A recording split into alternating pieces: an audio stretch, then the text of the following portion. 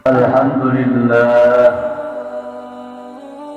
alhamdulillahilladzi 'allama al-Qur'an, khalaqal insana 'allamahul bayan, wa faddala habibahu 'ala rusuli bi inzalil Qur'an, wa karrama ummatahu 'ala sa'iril umam bi tilawatil Qur'an. Asyhadu an la ilaha illallah wa asyhadu anna Muhammadan 'abduhu wa rasuluh.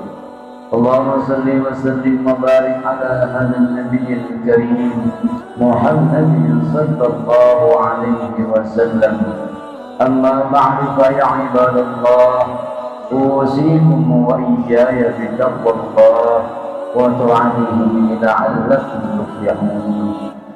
Ya ayyuhalladzina amanu taqullaha haqqa tuqatih wa la tamutunna illa wa antum muslimun. Ma'asyiral muslimin wa zumratal mu'minin rahimakumullah. Hadirin berwasiat untuk sama-sama kita tingkatkan ketakwaan kita kepada Allah Subhanahu wa taala.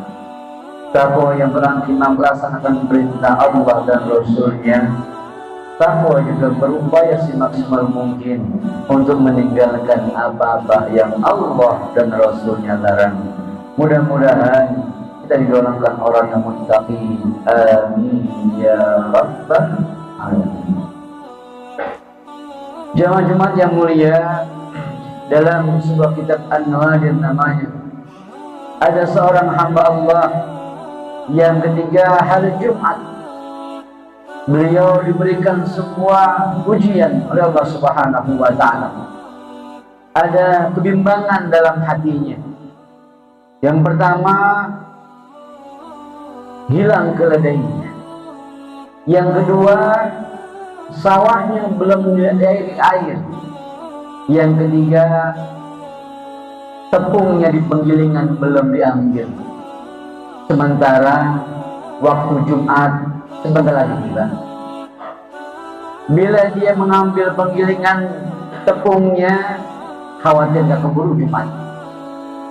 Tapi kalau nggak diambil, nggak keburu makan siang. Yang kedua, sawahnya kalau nggak diairi sekarang sebelum Jumat, takut kekeringan. Kalau diairi sawahnya, ketinggalan Jumatnya. Yang ketiga, kelenya hilang, bingung, maunya sekarang, belum tentu ketemu. Nggak dicari, kepikiran di hati. Bingung ini, hamba Allah ini. Dunia yang hampir 3, keledainya hilang, tepung di pinggiran belum diambil, belum makan siang, airnya di sawah masih kering, takut kehabisan air di selokan itu. Namun dia pikir, kalau enggak Allah dulu, biar dunia Allah yang mikir. Jadi beliau dengan mantap hatinya segera menuju ke masjid untuk bisa itikaf di masjid, untuk bisa berzikir di masjid, mengawali Jumat, memohon doa kepada Allah Subhanahu wa taala agar apa? Hajat 3 dunianya Allah urusin. Singkat cerita, selesai ya, mampu alhamdulillah bisa ke masjid, jangan doa 3 hajat dunia tadi dia Allah gampangi. Dia bisa itikaf, dia bisa baca surah Kahfi, dia bisa ngedoa Allah. Sehingga cerita habis Jumat dia langsung pulang ke rumahnya. Subhanallah, tak kalah sampai mendekat rumahnya ternyata kedengaran itu suara keledainya. Oh, udah pulang alhamdulillah. Yang kedua, oh ini kok ada masak, ada bau roti, padahal belum ngambil di penggilingan. Maka dia langsung buru-buru menemui istrinya, wahai Umi, apa gerangan ini? Saya kan belum ngambil tepung di penggilingan. Yang kedua, oh ini keledai sudah ada lagi, dah belum saya cari tadi. Maka dengan berbinar-binar istrinya menjawab, wahai Abi, subhanallah tadi malam tuh keledai kita kenapa begini enggak? Bukan dicuri orang, tapi karena ada harimau. Dia pergi jauh dulu, maka Allah gerakin dia, tadi siang sudah balik kandang. Yang kedua, Abi, ini kenapa Umi udah masak roti? Kita tadi buru-buru ke masjid ngambil tepung, masjid ngambil tepung, dia ngambil tepung luar di penggilingan karena buru-buru salah ambil. ternyata tepungnya punya kita.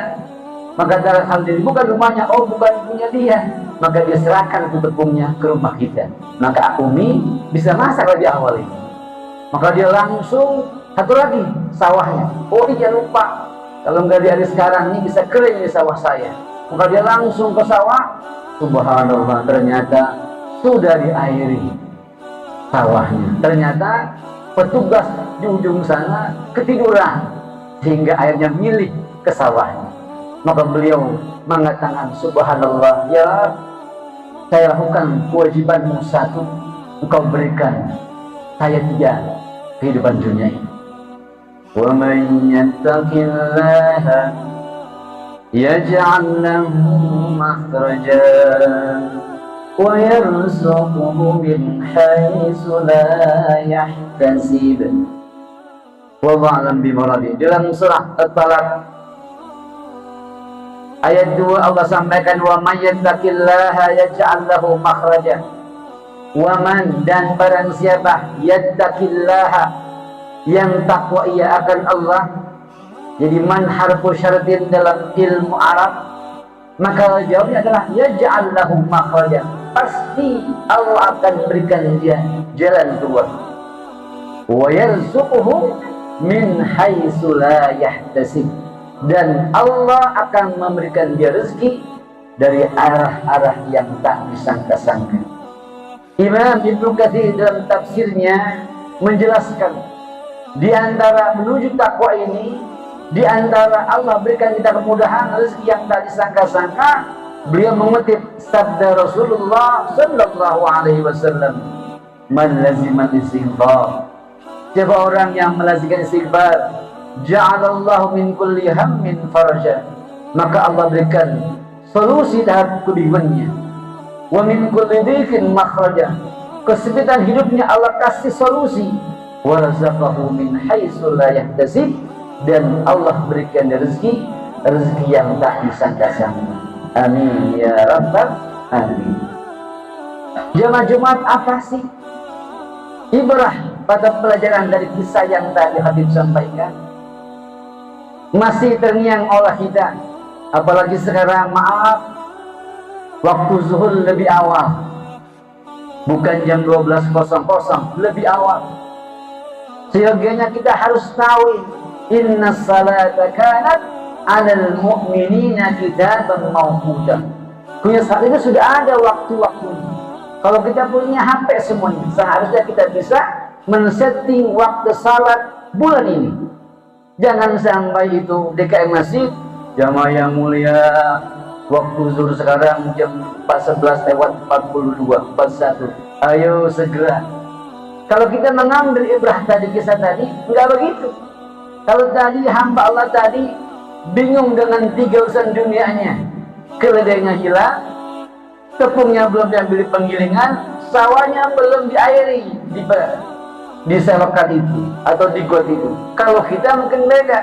Hari Jumat masih sibuk dengan dunia, masih mungkin sibuk dengan meeting, masih sibuk mungkin dengan HP, masih hidup dengan yang lainnya, sehingga jangan sampai dari golongan yang orang-orang yang lupa dengan Allah dalam konteks Jumatan ini. Padahal ayatnya jelas, ya ayyuhalladzina amanu idza nudiya lis-salati min yaumil jumu'ah fas'au ila dzikrillahi wa dzal bayt. Jika kalau dipanggil Jumat, maka segera menuju Allah, wa dzal bayt, dan tinggalkan jual beli. Itu apa sudah sampaikan. Maka tak kala Jumat tiba, seyogianya kita jangan sampai lagi disuruh oleh DKM untuk lebih awal datang ke masjid. Kita yang sudah harus siap sebagaimana hamba Allah, jadi siapkan kewajiban yang Allah. Satu, Allah berikan dia, Allah tunaikan dia 3 kewajiban dunia. Mudah-mudahan spirit ini bisa membawa motivasi buat kita sekalian. Jumat berikutnya sudah siap semuanya, sudah siap, sudah bisa itikaf di masjid, sudah baca Al-Kahfi, sudah mungkin baca Yasin. Yang punya anak mungkin sudah dipandu anaknya. Supaya apa? Supaya menambah kehusyuan kita kepada Allah Subhanahu wa Ta'ala.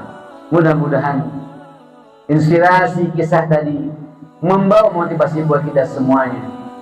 Bila kita lakukan kewajiban kita pada Allah, maka Allah akan benerin dunia kita.